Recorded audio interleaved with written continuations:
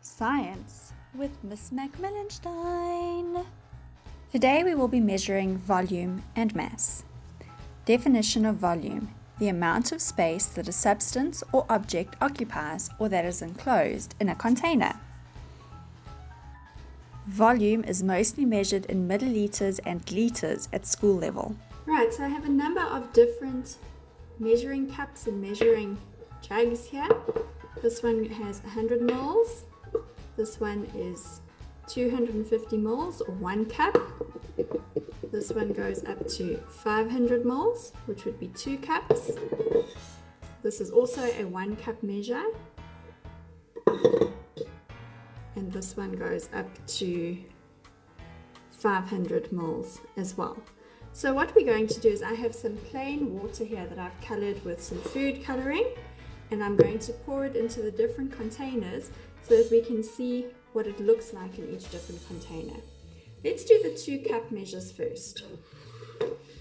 This says it's 1 cup all the way to the brim. So I'm going to pour it all the way to the brim.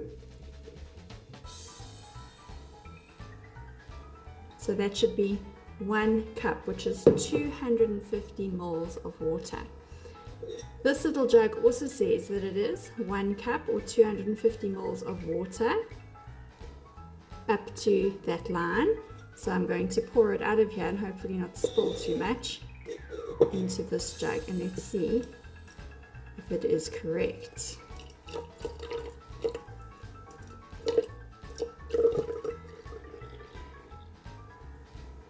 Right, there you can see it filled up exactly to the 250 ml line.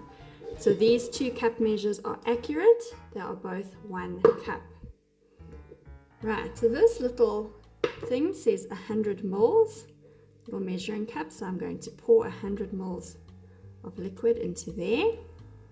And let's see if we can pour it into this jug. The 100 ml mark for this jug is over there. Pour it in from here.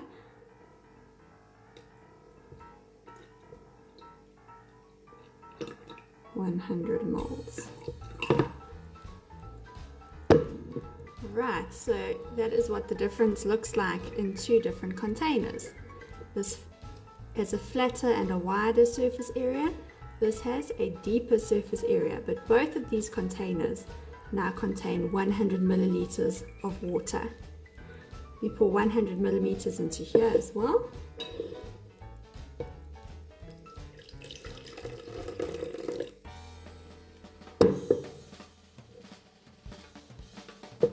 Right, there's our third example.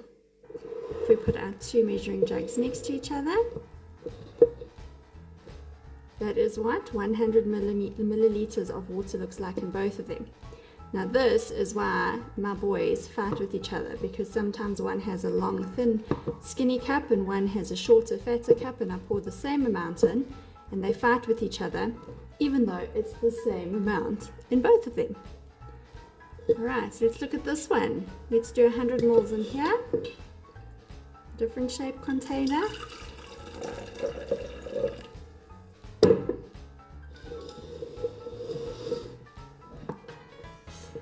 And you can see all 3 of them have different heights, but it's all exactly the same amount of liquid in each of them.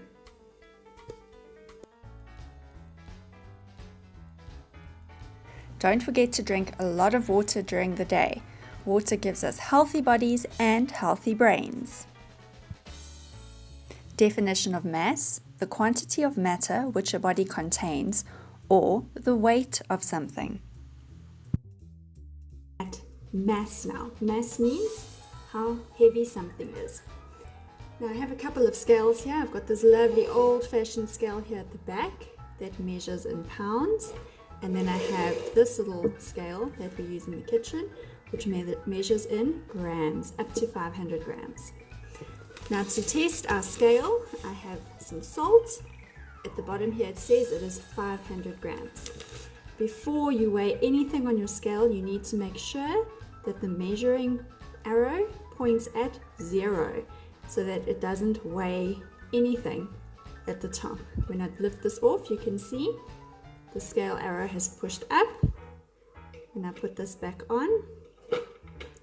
it should go back to 0, and if I need to turn it, there's a little turning knobby over here.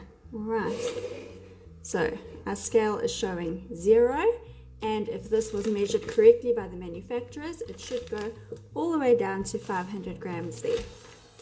Let's have a look. Wow, it is below the 500 gram mark. So there might be a little bit more in there. Bonus. I'm also going to weigh the salt on 2 digital scales. I have this one, and then I have a larger scale that we weigh people on. And we will see how accurate our scales are compared to each other. Mass, how much something weighs. You can see how much our salt weighs on our digital scale. First we switch it on, and again we want to make sure it is 0. So if I touch here and it weighs something, alright, you can see how it works. We've got to make sure it's at 0, and we want it to be measuring grams, which it is doing. And let's put our salt on top here. 504. So there's definitely slightly more salt in here than what they advertise, but we don't mind that. Right, one more scale coming up. This scale is intended to weigh people, to see how much you weigh. So we activate it, and you see at the top it says 0 kilograms. Let's see if it's sensitive enough to weigh this. No reaction. If I push on it, let's see if it's still working.